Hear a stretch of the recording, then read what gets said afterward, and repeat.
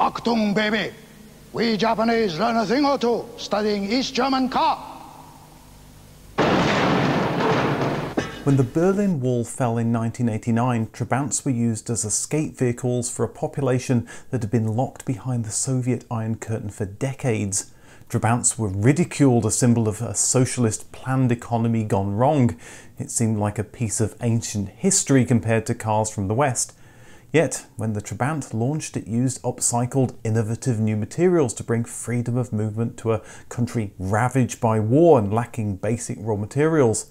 It had a modern front-wheel drive design with rack and pinion steering. What were the Trabant's origins? What updates nearly came to market? And what happened after production ended? This is the Trabant story.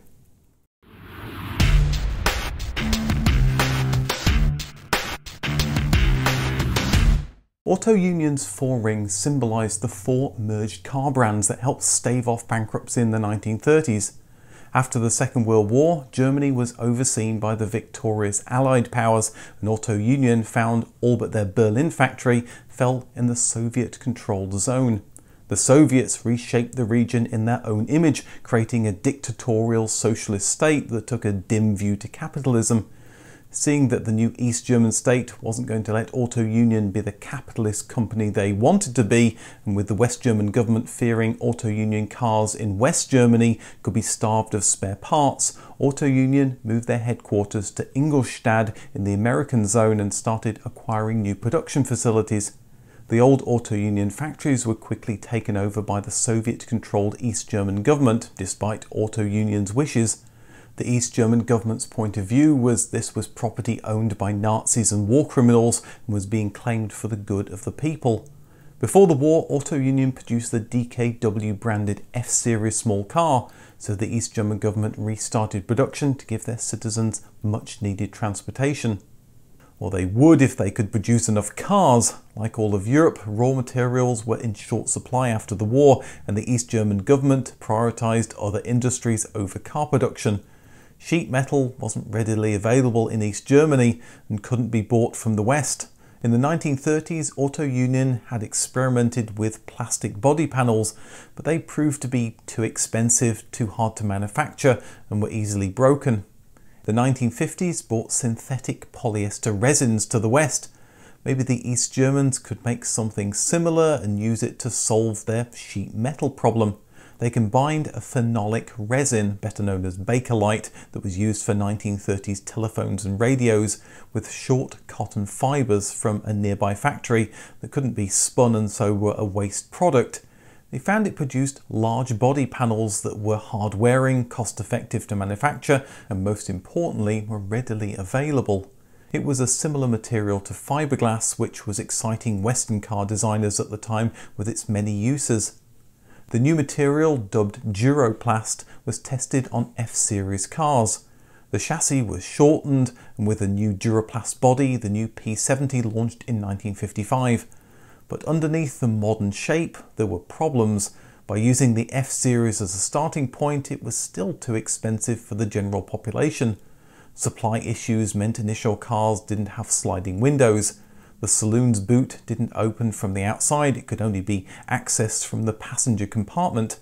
The Duroplast shell was hung off a wooden frame, and the estate's roof was too large to be made from Duroplast, so artificial leather was used instead.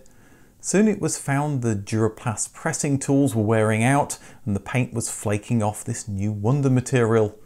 Clearly the P70 was a work in progress. New materials take time to master when used in large-scale production. But it was also a great leap forward. The Chevrolet Corvette was the first plastic-bodied car, but the P70 was the second. In any case, the P70 was a stopgap. The Zwickau factory managers wanted something less expensive, lighter and more fuel-efficient. Something cost-reduced to sell to the masses, a sort of East German Volkswagen Beetle that they dubbed the P50. Early prototypes were deemed to be too small for a family of four, but by 1956 a good compromise was found and work began in earnest, taking the West German Lloyd 400 as inspiration. By 1957, 50 test cars were produced. In contrast to the P70, the P50 attached its Duraplast body panels to a steel rather than a wooden frame. It kept the same shape but was 36 centimeters shorter. The large grille from the old car was gone, replaced with a couple of small grilles below the headlights to cool the engine. That engine was a smaller 500cc version of the 1930s Auto Union K-Series two-cylinder engine. It had to be adapted to inferior fuel from the Soviet Union, which produced only 17 horsepower with a top speed of 56 miles an hour and emitted a pungent smell out of the exhaust. The new car was called the Trabant, the German word for satellite, a reference to the Soviet Sputnik, which was the first man-made object to orbit the Earth. The Trabant launched in 1958, later than planned, but to a hungry public waiting for inexpensive transportation. The specifications called for the Trabant to weigh just 600 kilograms with fuel economy of 51 miles per gallon. The final car came in 20 kilos heavier, but fuel economy was much worse. Manufacturers' claims put it at 47 miles per gallon, but independent tests got only 36 miles per gallon with a top speed just shy of 60 miles an hour. What was even worse was the price. The goal was to sell the car for 4,000 East German marks. The base model was put on sale for almost double. It was a similar size to the West German NSU Prince that launched the same year. Both used a two-stroke, two-cylinder engine, but the heavier Trabant took longer to accelerate and got worse fuel economy. The Trabant did have more space inside, and crucially it cost less. The two cars went head-to-head in the showroom, as the Trabant was also sold in West Germany. It was a good deal if you could get hold of one. Production ramped up slowly with less than 2,000 cars produced in the first year. In 1960, an estate version offered more practicality. The following year there was a delivery van version, as well as a camping estate with reclining seats and a folding sunroof. The car kept getting improvements such as boosts in its engine power, improved suspension, heating, noise insulation and defrosting. The Trabant proved to be a rugged little car. It survived over 10,000 miles on rough Scandinavian roads in endurance tests. But the Trabant wasn't without its problems. The crankshaft didn't last long, and in fact the problem got worse in 1961, which led the Ministry for State Security to investigate, believing the engines were being sabotaged. In the end, it was attributed to human error, a design change that made things worse, but it showed the rapidly deteriorating relationship between East and West Germany that sabotage was even considered. Socialist East Germany was trying to prove it could do anything capitalist West Germany could do as well, but under pressure from the Soviet Union, they refused much needed aid from the American Marshall Plan, and with a smaller economy, they were always behind the West. By 1961, almost 100,000 cars had been produced, and both of the old Auto Union factories in Zwickau had been turned over to produce the Trabant. The gearbox got synchromesh, something much needed to relieve stress on the engine parts from dodgy gear changes. The engine got a little larger to 595 cc's that allowed the car to get over 60 miles an hour. There was a new dashboard with a slot for a radio and updated seats that improved rear legroom. On the outside, the car was almost identical, although there were some new colours. The new model, called the Trabant 600, was a refinement of the original Trabant, smoothing off some of the rough edges, making a car that was easier to live with. Production grew, and by 1965, almost 70,000 were being made every year. The Trabant continued to be exported, selling to Eastern Bloc countries like Hungary, but it was also fairly popular in the West, selling well against the DAF 30 in the Netherlands. The 1964 Trabant 601 update focused on a new modern look and more interior space. The car was nearly 20 centimeters longer, and the front and back were reminiscent of the Triumph Herald or Peugeot 404 with new tail lights. There was more rear legroom and boot space. Owners could finally wind down the windows and squirt the windscreen with washer fluid. Despite being larger, it was no heavier, meaning performance was largely on par with the outgoing model. What hadn't changed was the old-fashioned two-stroke engine that required oil to be added every time you filled up. Crankshaft issues continued, exacerbated by the poor quality of oil in the Eastern Bloc. Meanwhile, Western car companies were quickly moving to four-stroke engines, with the Saab 96 being one of the last cars to switch in 1967. And despite more sound insulation, cabin noise continued to be a problem. The new Trabant 601 went on sale in 1964, but was sold alongside the existing Trabant 600 estate until that too was updated by the end of 1965. The Trabant Hycomat launched the same year. It was a regular Trabant with an electro-hydraulic clutch that meant the car could be used by invalid veterans who'd lost a leg. The Trabant Kubel Jeep also appeared, sold for Army and Department of Forestry use. It was sold more widely in 1978 and exported to countries such as Greece. As soon as development of the 601 ended, work started developing the next car, P602. The focus was on chassis improvements as well as a more powerful 28 horsepower engine.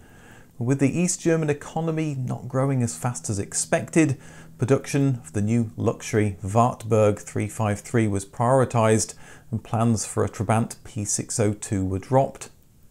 Production of the 601 was to end by 1971, so in 1966 Trabant development restarted, this time codenamed P603. The team focused on updating the body and turning it into a hatchback, another bit of forward-thinking engineering.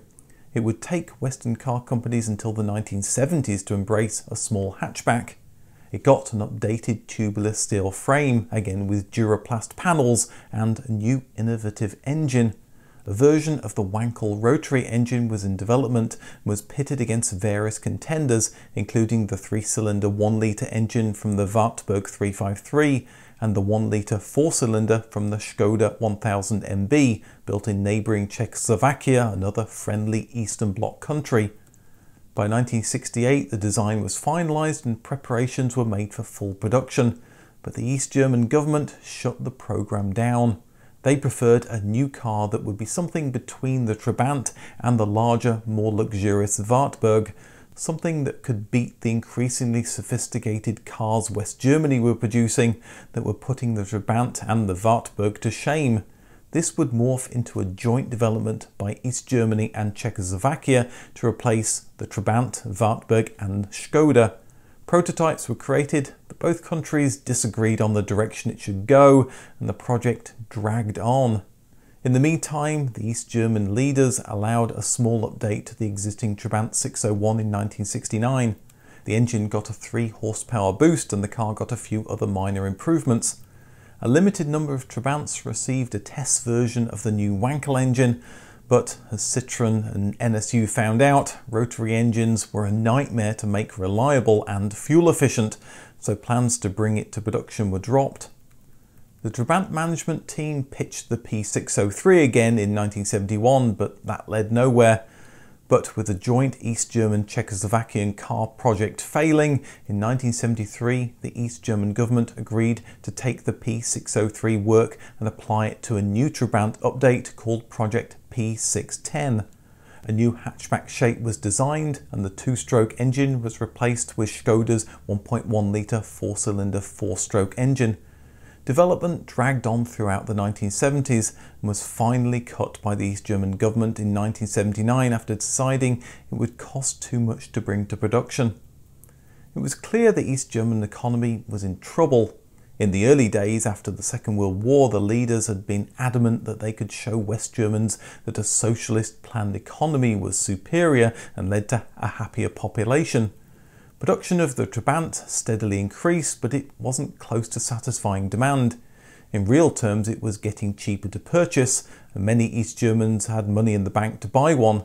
But the East German economy just couldn't produce enough. Waiting lists grew and grew as production slowly increased, but nowhere near enough. The almost linear growth made it seem as if the East German leaders wanted production to be just a little higher every year to show the economy was doing well, even though it was faltering. The gap between demand and supply grew, and by 1988 the wait for a new Trabant was 15 years. New owners could unofficially sell their new Trabant for 3 times what they paid for it. When re-registering the car with the police, the seller would have to put a sales price lower than the retail price, and the seller and buyer would come to a private agreement for the rest of the money. A 7-year-old Trabant could sell for the same price as a new one. If an East German did get their hands on a Trabant, they quickly found out that fuel was expensive. It was double that of West Germany, so East Germans didn't drive much. The average annual distance travelled, including company cars and taxis, was less than 6,000 miles. And heaven forbid the car would develop a fault. Although 30% of Trabant factory output was given over to spare parts, with the longevity of the plastic Trabant and a desire to keep those valuable cars on the road, demand for spare parts was outstripping supply. Trabants would become a hodgepodge of improvised repairs. The average car in West Germany had a working life of 12 years. In East Germany, it was almost 28. It was possible to buy cars from other Eastern Bloc countries or the Soviet Union, but those countries had similar supply issues due to their own economic problems. Alternative transportation in East Germany consisted of scooters or the larger and pricier Wartburg that also had a long waiting list. And with Eastern Bloc countries desperate for foreign currency to buy the things that they couldn't build themselves, like machinery for a car factory, it meant many cars were exported. For example, in 1975, over 54,000 Wartburgs were produced, but more than 60% of them were exported. East Germans could forget about exporting the Trabant though. Its outdated design and two-stroke engine were impossible to sell in the West, even with a heavy discount. Despite giving up on developing the Trabant in 1979, there are still a few photos that show further refined prototypes, supposedly from the 1980s. The first is the P610Z prototype from 1980 or 1981. The second is the 610WE2 prototype from 1982. Both cars seem to be well developed and may have been unauthorised work by the Trabant development team to get something that they could persuade their managers to support. The Trabant had been entered into rallies since the P50 in 1960. They were still competing in 1986 when the Trabant 800 RS launched with an uprated 771cc engine mated to a 5-speed gearbox. The Trabant was suffering from an East German economy that didn't have the funds to do anything except small production increases of the existing car. The German Wikipedia page for the Trabant sums it up. Until 1990, the Trabant 601 didn't have any innovations worth mentioning. That's accurate, but a little unkind. There were a few changes. In 1980, the Trabant got dual circuit brakes, a much needed safety feature. In 1984, the electrical system switched from 6 volts to 12 volts, giving more power for new luxuries like hazard warning lights, fog lights, and a heated rear window. And in 1988, the rear leaf springs were replaced with coils. Very small improvements, but about all that could be done. The East German government couldn't keep up with loan repayments, so corners were being cut in Trabant production. Quality fell, and the thickness of those Duraplast panels became thinner. But there was hope that the Trabant could see some improvements. Seemingly admitting that they could never beat the West German economy, in 1984 a deal was done to produce the new Volkswagen small engine in East Germany and transplant it into East German cars, including the Trabant. But the factory couldn't be ramped up fast enough to keep the East German socialist government in power. Since the 1950s, East Germans weren't allowed to visit West Germany for fear that they would abandon ship. But by 1989, the once tightly guarded Iron Curtain was becoming porous as the USSR didn't enforce its previously tight grip over the border. East Germans started using their Trabants as escape vehicles to drive to the border and then walk to freedom. The Berlin Wall was a very physical reminder of the divide between East and West. But by November 1989, a peaceful revolution led to it being dismantled. By 1990, East and West Germany were unified. Workers in the former East Germany still needed jobs, of course, and the Trabant was still being produced. The new Trabant 1.1 launched in 1990 with that Volkswagen engine. With most of the money invested in the new engine factory, there wasn't any left over for the new body. so the existing engine bay was heavily reworked to shoehorn in the more powerful 40 horsepower unit. There was a new grille and bonnet, plastic bumpers, new tail lights and disc brakes. The timing of the launch, though, couldn't have been worse. The new model compared poorly to the recently updated Volkswagen Polo, showing just how far behind the East German economy had fallen. And East Germans didn't have to settle for a 15-year waiting list to get a Trabant. They could just go and buy a brand new or used Volkswagen. Sales understandably tailed off, and ironically new Trabants were bought by Westerners curious about this anachronistic throwback to the early 1960s. Some also went to Hungarians who still liked the car. Although the Trabant became a cult car, helping to promote U2's new album, demand for the throwback Trabant quickly tailed off and production ended in 1991. After 33 years, just over 3 million cars have been produced. The Trabant had the propensity to belch obnoxious fumes from its exhaust, a result of tuning the engine to use lower quality fuel and oil, and from consumers sometimes adding too much oil when they filled up. At a time when global warming was on West Germans' minds, the Trabant became public enemy number one, as it produced 5 times as much carbon monoxide and 9 times the hydrocarbons of Western cars. They also saw the old tiny Trabant as a death trap. Despite East Germans needing them for basic transportation, efforts were made to get them removed from the road. But a study found that the Trabant was as safe as the current generation Volkswagen Golf. Maybe it was because the Trabant couldn't go fast enough to get you into trouble. Other than a third-party kit in 1993 to turn the Trabant into a convertible, that was about it, except that 500 brand new Trabants were discovered in 1995. They'd been exported to Turkey, but the importer had gone bankrupt and the cars were returned to Germany and sold as last edition models. But it shows how little consumers wanted a Trabant that they failed to sell and had to be heavily discounted. The Trabant became a car East Germans wanted to ditch, and for some a symbol of the bad old days. But that inevitably turned to rose-tinted nostalgia. Many were saved from the scrap heap and are still on the road today as owners enjoy the quirky fun of the plastic Trabant. It was nostalgia that led German model maker Herpa to envision what a new Trabant might look like for the Trabant's 50th anniversary in 2007. They announced a deal to develop the real thing, and in 2009 the Trabant NT concept was unveiled. The old 2-stroke engine had been replaced by an ultra-modern EV powertrain with a solar roof to power ventilation. They had high hopes for production, but investors didn't agree and the project didn't go any further. It's easy to laugh at the polluting old-fashioned Trabant, a symbol of the cash-strapped socialist centrally planned Eastern Bloc countries, but that's judging the car by modern eyes.